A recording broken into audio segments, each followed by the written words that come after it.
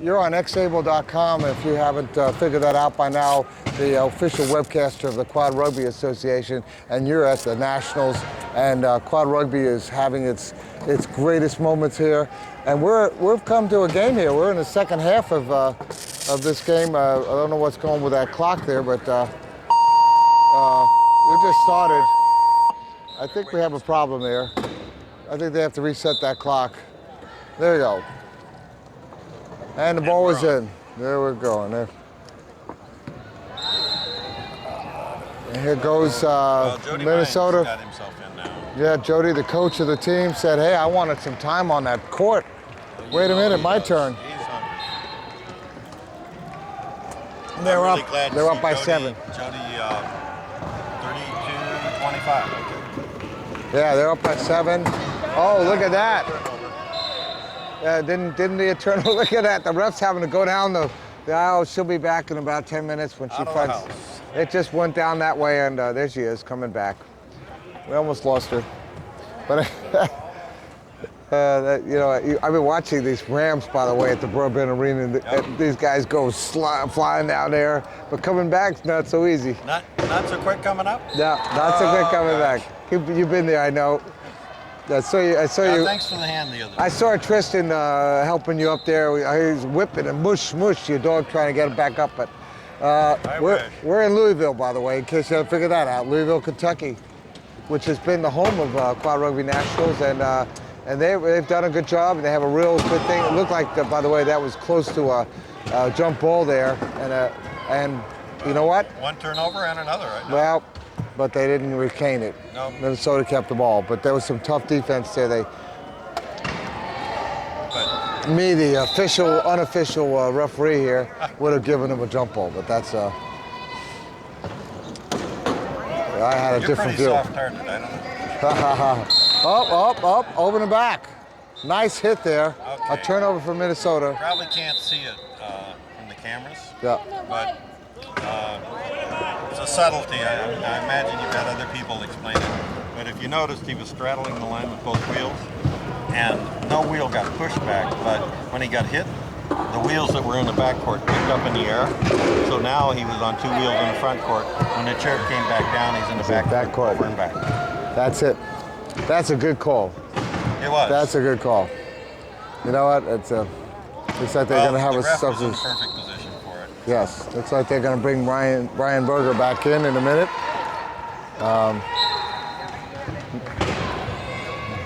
Thank you. Front court only. Front court only. Okay. Yeah, they should only have the front court. Yeah. They're just giving that a little bit of cheer love over there to get them going.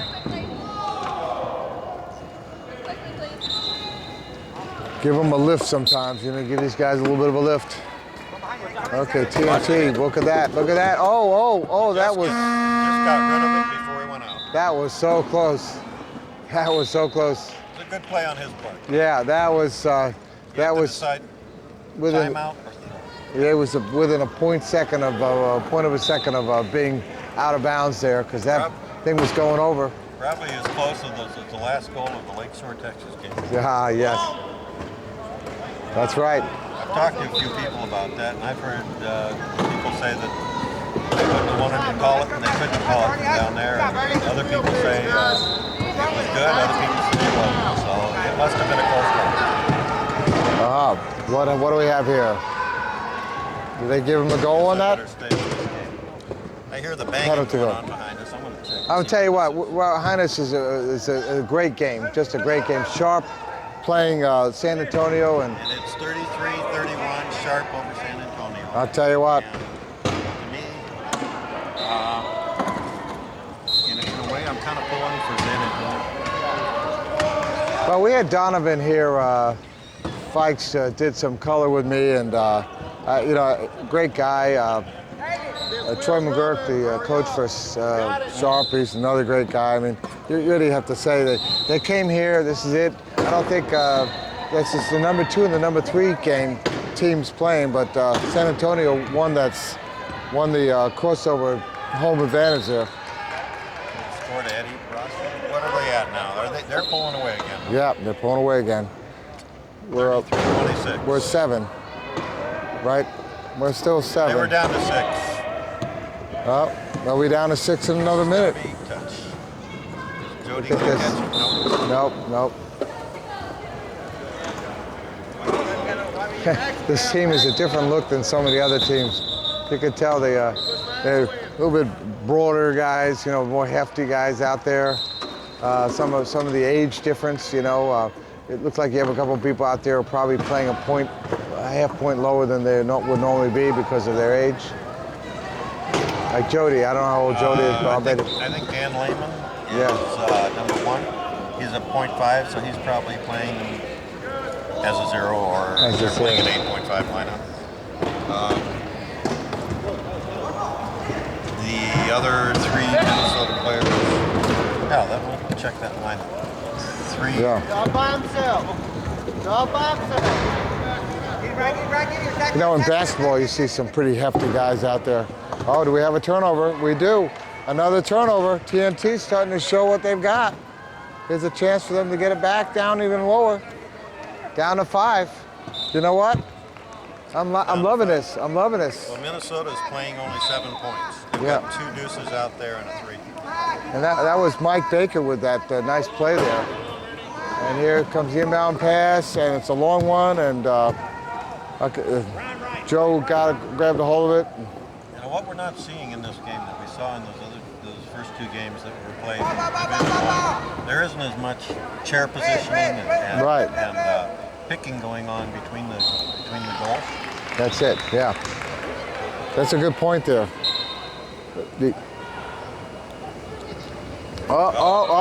Another. There's an unforced error. They can There afford is. that.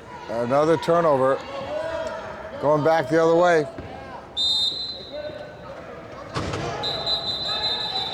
I'm pretty sure that gentleman I was mentioning to you, Aaron Pallas, is from the Canadian team. I don't know if he, so I think I saw him playing. What Canadian team? Well, he's from the Canadian team that we saw down at playing at the Knock and Roll. Which gentleman is that? He's in the kind of with the long hair and with a beard and a long ponytail. A little bit of a.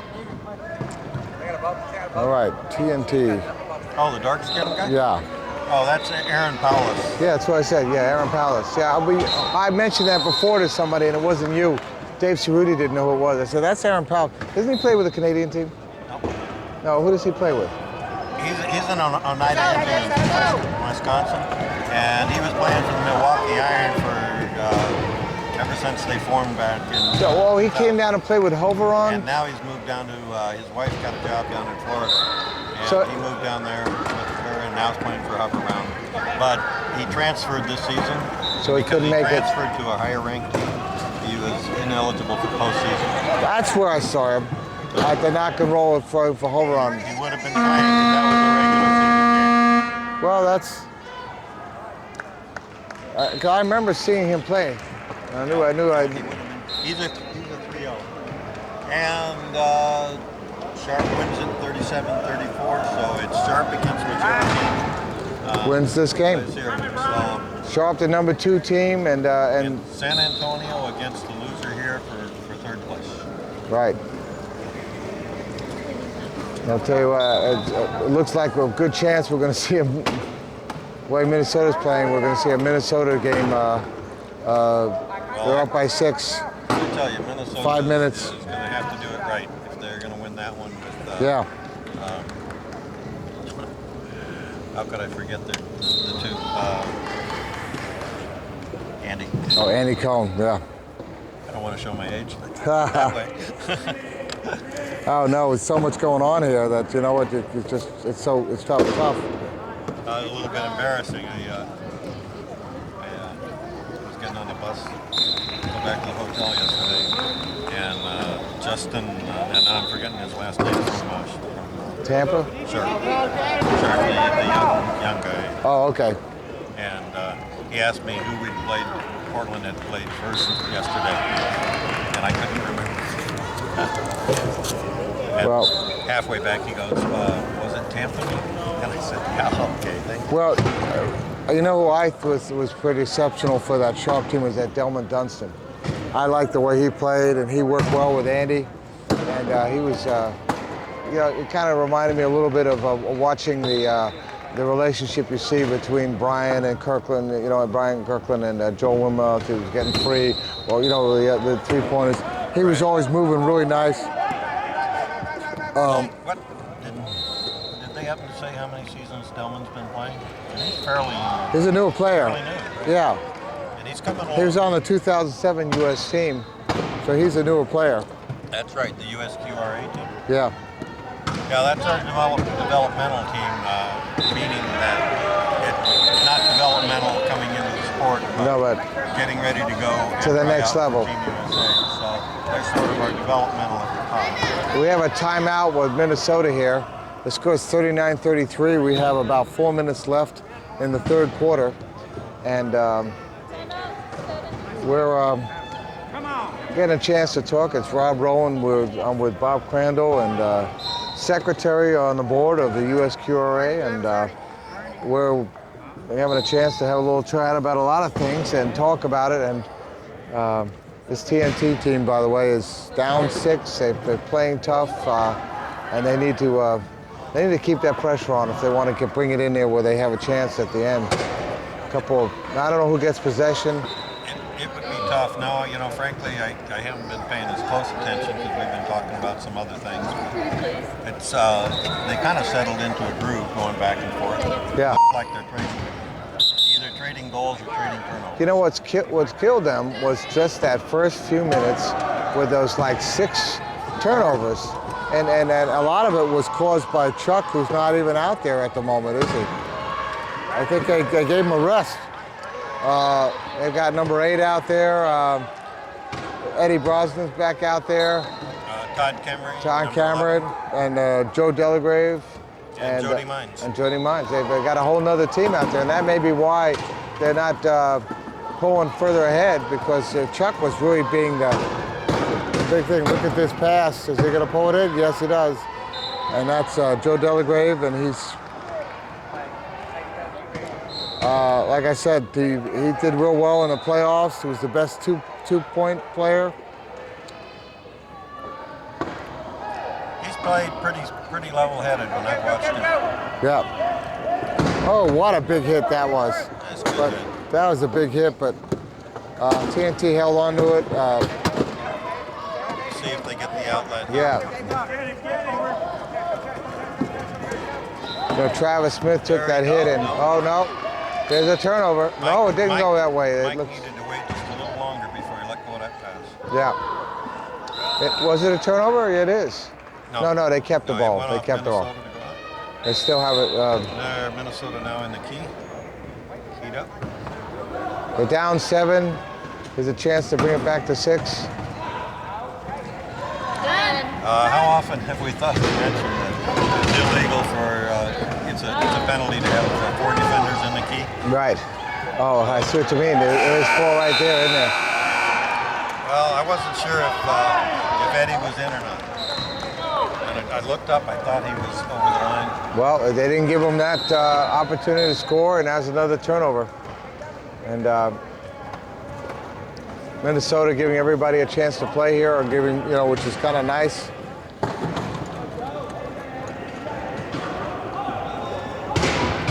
Well, and there he is, coast to coast.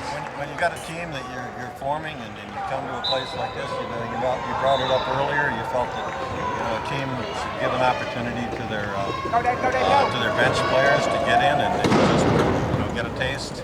And I think here it's get their due and also just get the experience. Well, I'm going to talk about an example of that bothered me is Elio Navarro, the founder of our of this ex-able thing with Gunnison and Jesse Navarro. Elio is a wheelchair power soccer player. He's not only founded 2 teams in the Tampa Bay area, one going to nationals, the Tampa Bay Crossfire, but he was selected to be on the USA team. And he got some minutes out there in that, but there were several people who got no time playing. They went to Japan. They were the top, players in the country. and then they go to Japan and they don't get any time at all. And even in some of the games that were pretty much a walk-off, they didn't use them. And to me, that's you know, I mean, there was some good coaching, some great players, and I understand it, but you know what? That's inexcusable to me because, you know, you go that far, you come this far, and you want to give everybody a chance. As I said, you never know when you need them out there. But the other part is, when you really need them, you want them to at least be there. yeah, The other point being, is there's a respect. You know, a respect for everybody. You know, I'm used to basketball. You get up by 20, they start seeing the guys come in. You know what I mean? You know, to the end of the game.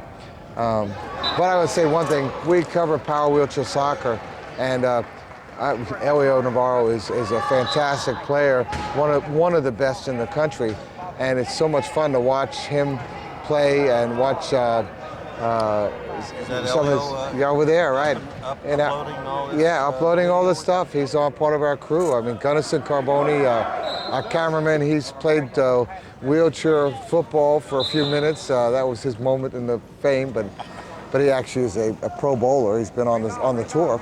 But Jessie was the team manager. Jessie Navarro showed how she's our logistical expert. She gets us here with everything and makes sure everything's working. And our hotel, our travel, everything, does our marketing, does so many things for this crew. I have a lot of respect for what she is. I saw a pretty big book over there on the table, something about management. Yes, gotta look at that nice pass. Oh! They gonna call a spin or I don't know. Did he get it? I don't think they got it. it out? No. Did they give it to him? I guess they gave him a true goal. Yeah, I yeah. thought they were going to give him a penalty goal with a spin. Oh, okay. You know, it's so funny because, you know, it looked like he might not have had both wheels in at the same time. And if it wasn't a spin, that would have been also a problem, right? If you get hit at the right time and as you're going over, and you have only one wheel over. That's right. Right? Mm-hmm. That would have been an interesting call. But if a spin, then that nullifies that. Well, I don't think it was. Yeah, I think she just gave him the goal. Yeah. And the way I see it, the only way it could have happened was he went up in the air and then he rolled over with one wheel and then came down in the second wheel. Yeah. In other words, So that would be okay. Right. As long as it wasn't go over with, well, there's no other way it could have happened. I was trying to figure out. But anyway, I was just mentioning Jessie, just to share one little thing, is she organized the tryouts for Team USA Power Soccer, brought everybody to Tampa, and did such a great job. They asked her to be the team manager. She got them there to Japan, and along the way got them to all the practices all around the country. Even put on some clinics. How many players? I think there were, it was 12, and it got down into the final 8, I think. But it did such a phenomenal job. But we're down to 42 seconds in this third quarter. But 37 Minnesota. Yes.